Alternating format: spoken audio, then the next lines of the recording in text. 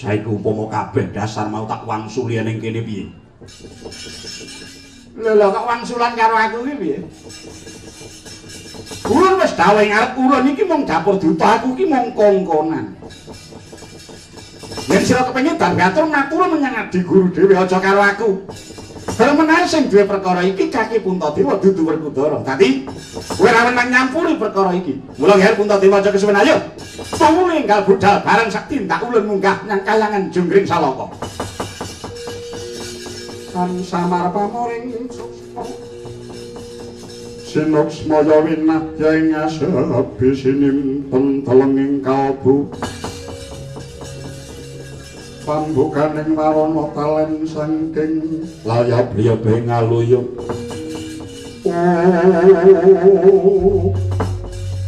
Werkudara Barep Kakang Kopo. mungguh penemune Siadi piye pun Kakang tinimbalan sowan marang kayangan. Siadi rujuk apa ora? Wah. Rening barep Kakang kumono suwijining ratu ingkang tansah netepi jejeking adil lan bener. Mula rampung ing perkara iki ya kudu sing adil lan kudu sing bener. Adile kepiye Yayi? Rening kakek Bathara Guru anggone nimbali barep Kakang ora gelem rawuh dhewe nanging mung trima wakil kakek Narada. Mula adile Kakang barep aja tindak menyang kayangan, cukup diwakilke wae. Banjur sapa ingkang wajib makilipun Kakang Yayi? Aku wakilmu. Mboten namung Kakang Masindra Dipati.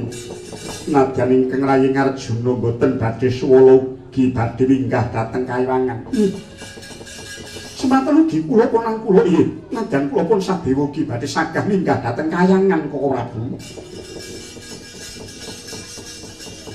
Kakek Narada semidang ngedhep. Iki malah wong papat sing bakal budal menyang kayangan. Tak wis timbang sugenge barep Kakang diwakili dulur lanang papat. Yayi Bimasena tumrap adilipun Kakang rening kang nandhang luput iku dudu sira Yayi Bimasena, dudu Yayi Janaka lan dudu kembar. Nanging pun Kakang pribadi mula adiling perkara iki ya mung pun Kakang dhewe ingkang bakal nyangga. Aja nganti nglepeti rah letuh nyiprati daging paras. Kula Siadi kepenak nulungguh pun Kakang ingkang bakal munggah kayangan. Ora entuk kowe bakal tak wakili. Kakek Narada. Piye Werkudara? Pandhawa iki bebasan raga 5 jiwa siji.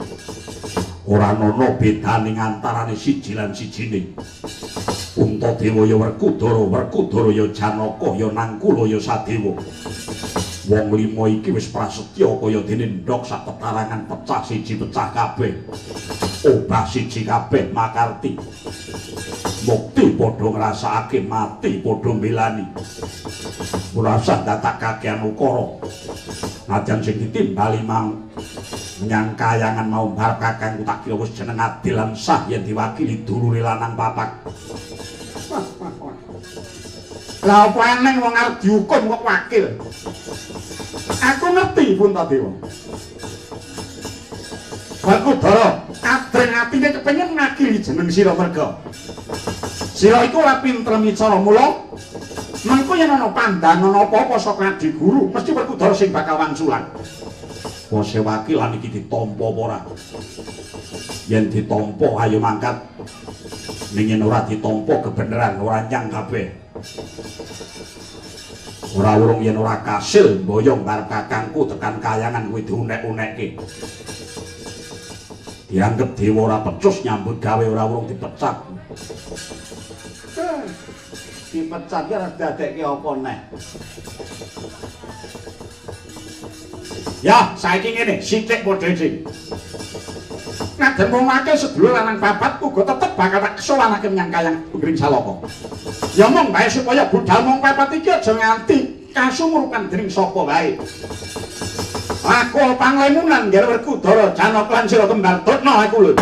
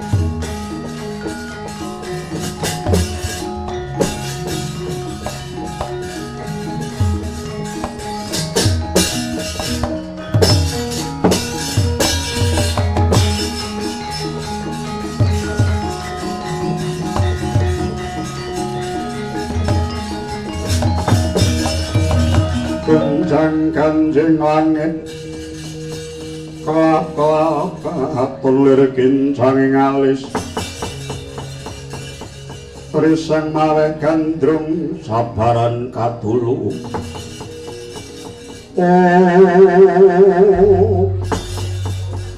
kocak kacarita nalika semono Wasirna saking Pandulu nunggih kadang Pandhawa sekawan kinanthi dening Sang Hyang Narada mingkah mring jonggring saloka lampah lemunan nadyan rinaos datanana jalma ingkang uninga parandinana titah ingkang mrajal slaning garu nenggih prameswari ngamarta Dewi Wara Drupadi sawatawis dangu Sang Dewi nggene rumidhangetaken pangandikaning para Pandhawa saking sakjaroning sanggar palanggatan. Dupi wis ana ing gati muninga lamun kadang Pandhawa sekawan binanjut dewa. Ajrih-jrih ngrungkepi padaning Kinraka.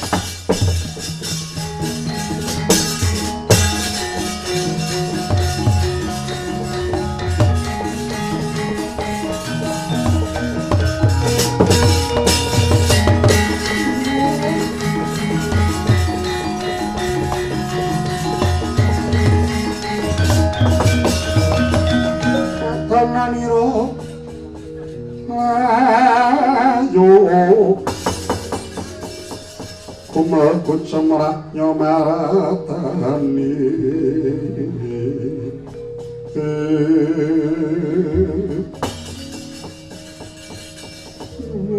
sinuwun kawontaring jagat Paduka Nalendra ingkang tulus ing bebuden lambaran ngambek dharma nanging menapa Paduka mboten enget menawi kaluhuran kawibawan Paduka sinengkuyung dening kadang Pandhawa sanesipun sinuwun jimat sesembahan kula ketang setyaning kadang-kadang Paduka Mas Werkudara Yayi Arjuna miwah Yayi Kembar ngantepi jiwa satriyanipun satemah lila legawa binanjut ing dewa minangka sarira Paduka sinuwun menapa luhur utek engkas anang putih Senapa Agung Prabu Kunto Didohing Allah bebek jibeking galih Angundha Dewamra genya 70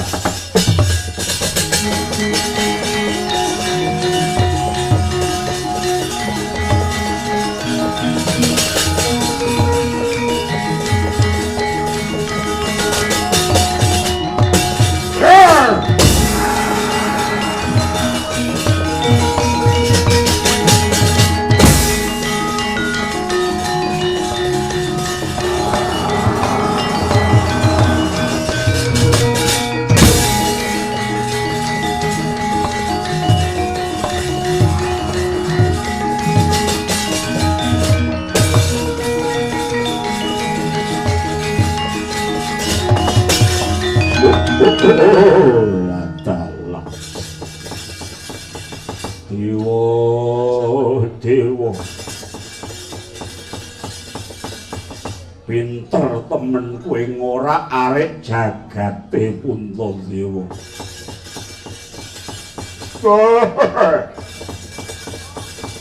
lumaing bumi kureping langit lamun tana wanudya kang setya bektine menyang kakung kaya Drupadi genep nangka 3 pangrasaku tentrem sak jagat iki Drupadi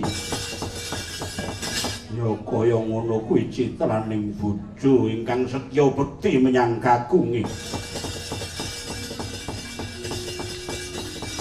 mula wong wadon yen wis winengku kakung iku jenenge garwa sikaraning jiwa jarwa dosake mengkono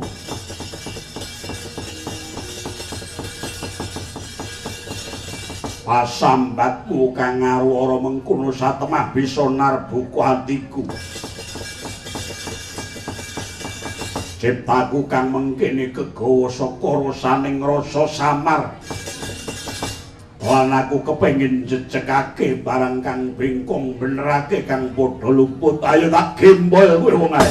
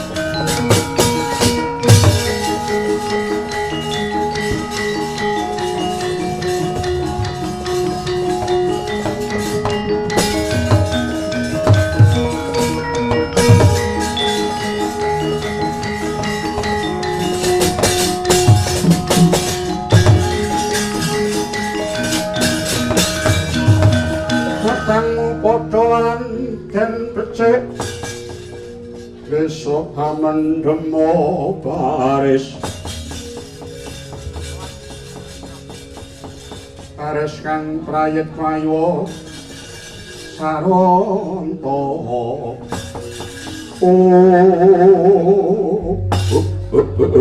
latala ana bocah kok bagus-baguse kaya ngono.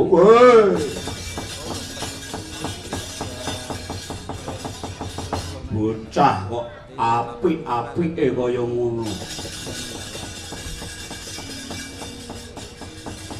Yayi Antasena, piye kan? Ora pati nduga mono layak swara gumuruh jroning sanggar paranggatan ilmune ana raksasa ingkang semono gedene. Apa yen ngono negara Ngamarta klebon maling aguna? Ayo para gaging aku apa yaksa sapa kang dadaran. Wah, ladalak. Yen kowe takon marang aku ya aku iki buta ing kandhang langit kemul mega. Pambuh marang aku ya aku ingkang kang kondhang ingrat Raden Pancawala alias Antasena. Oh, njaluk tutuk watu busine kuwi. Buta apike kaya ngono kemaki.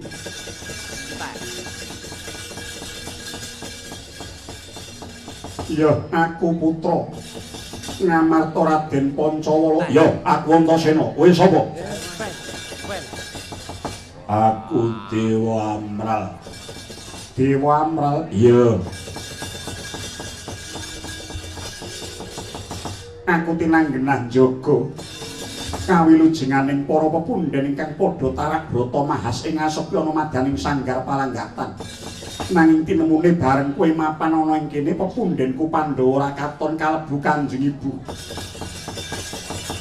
Mesti mbok pangan. Iya. Enggak.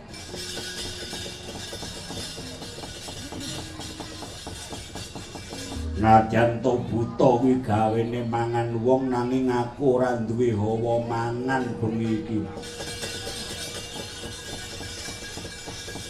Hawane ungkep sumuk ora penak nggo mangan. Aja cengengesan, ayo tuduhna ngendi lenggahe Kanjeng Rama Kanjeng Ibu lan kabeh pepundhen Pandhawa. Ora genudake aja takon dosamu. Wah, gage sawangan apa sing tak gembol iki?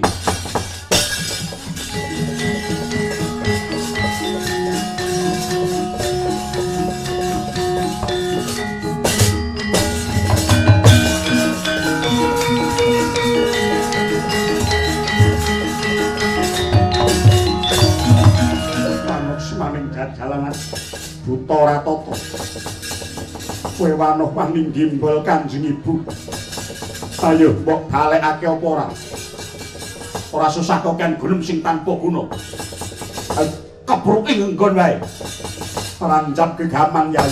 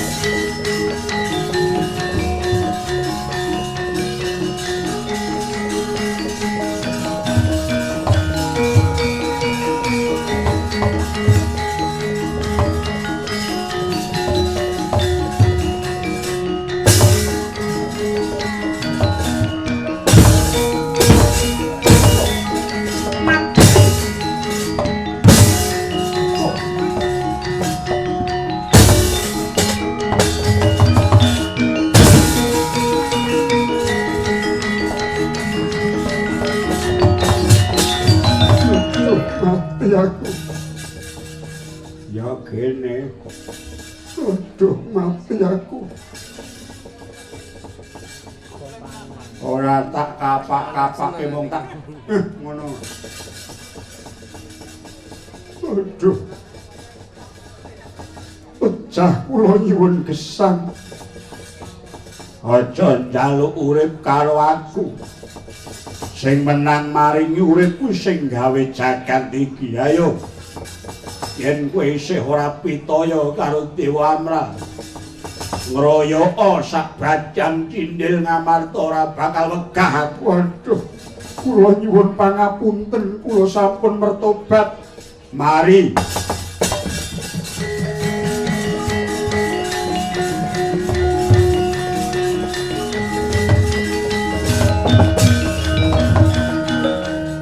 Nyuwun pangapunten Sang Dewa Amral. Kowe percaya karo aku? Inggih, kula pitados.